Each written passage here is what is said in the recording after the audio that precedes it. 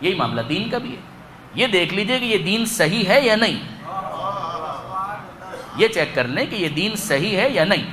اگر ایک مرتبہ یہ سمجھ میں آ گیا کہ ہاں یہ دین صحیح ہے, یہ خدا کی طرف سے ہے, تو پھر اب اس کے بعد جو ڈوز اس نے دیا ہے اس کو اسی طریقے سے ایکسیپٹ کرنا, یہی بندگی ہے, یہی عبدیت ہے, یہی عبادت ہے. پھر اس کے بعد اس کو اسی طریقے سے قبول کیا جائے گا. جو میں کل عرض کر رہا تھا کہ پھر اس ہاؤ کو آپ نے ڈسکور کر لیا, وہ جو لنکس ہیں ان کو آپ نے اسٹیبلش کر لیا کہ اچھا یہ معاملہ اس طریقے سے جا کر جڑ جاتا ہے مرضی پروردگار کے ساتھ. پھر اس کے بعد چون چرا کی کیا گنجائش ہے. خدا نے کہا فجر کی 2 رکعت نماز ہوگی تو ہوگی, اس نے کہا ظہر کی 4 رکعت ہوگی تو ہوگی. بس یہ چیک کر لیں کہ جو اس کی طرف سے بیان کر رہا ہے وہ واقعا خدا کا نمائندہ ہے یا نہیں. اگر وہ خدا کا نمائندہ ہے اور وہ کہہ رہا ہے کہ فجر کی 2 رکعت ہے تو پھر 2 رکعت ہے, وہ کہے کہ ظہر کی 4 رکعت ہے تو 4 رکعت ہے, نہ اس میں اضافے کی کوئی گنجائش ہے نہ اس میں کمی کی کوئی گنجائش ہے. اور یہاں پر ذرا ابلیس کا ایک تبصرہ سن لیجئے. ابلیس کا تبصرہ اور اس کے اوپر کاؤنٹر کامنٹ ہے خود پروردگار عالم کا. اور واقعا جو میں کل بھی عرض کر رہا تھا کہ کچھ باتیں ایسی ہوتی ہیں کہ جو دل کو چھو جاتی ہیں.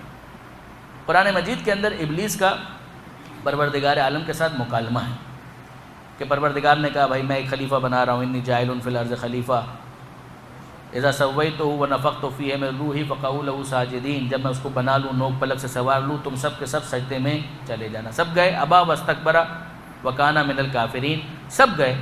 شیطان نے انکار کیا, ابلیس نے, اس نے تکبر کا مظاہرہ کیا اور وہ کافروں میں سے ہو گیا, یا وہ پرانا کافر تھا. دونوں ترجمے اس کے صحیح ہیں. یہاں تک تو قرآن مجید کے اندر آگے بھی ہے باتیں کہ پروردگار عالم نے کہا کہ ما منعک ان لا تسجد اذ امرتک, اے ابلیس تجھے کس نے روکا, تو نے کیوں سجدہ نہیں کیا جبکہ میں نے تجھے حکم دیا تھا. آپ ذرا انداز دیکھیے, میں نے تجھے حکم دیا تھا. اگر کسی اور کا حکم ہوتا بات الگ تھی, میں نے تجھے حکم دیا تھا تو نے کیوں سجدے سے انکار کر دیا. تو اس نے سامنے سے جواب دیا کہ تو نے مجھے آگ سے پیدا کیا, اسے مٹی سے پیدا کیا, اور میں اسے سجدہ نہیں کر سکتا, یہ میرے اسٹیٹس کے خلاف ہے. حیات القلوب علامہ مجلسی کی بہت معرکۃ الآراء کتاب ہے, البتہ محققین کے لیے.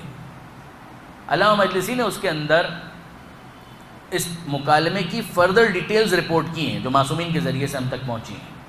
اور اس میں کیا ہے کہ ابلیس نے اس موقع پر ایک ڈیل آفر کی, پروردگار عالم کو معاذ اللہ برائب کرنے کی کوشش کی. حضرات دیکھیے جسارت اور جرأت جب بڑھ جاتی ہے تو کہاں تک انسان یا شیطان جا سکتا ہے. شیطان صفت انسان بھی تو ہوتے ہیں. اس نے کیا ڈیل آفر کی؟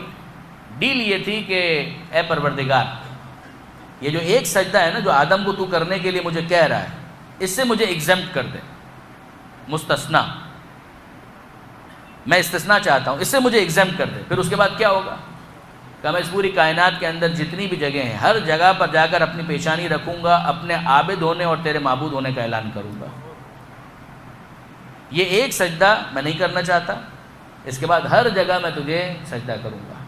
تو پروردگار عالم نے کیا کیا, اس کی پیٹھ نہیں تھپتھپائی ہے, اس کو یہ نہیں کہا well done, very good offer, accepted, ایسا کچھ بھی نہیں کہا, بلکہ کیا کہا, یہ جملہ سننے والا ہے. میرے نوجوان دوست اگر اس جملے کو یاد رکھ سکیں تو انشاءاللہ انہیں کام آئے گا. پروردگار عالم نے کہا اے ابلیس, جو تو کرے وہ عبادت نہیں ہے, جو میں کہوں وہ عبادت ہے.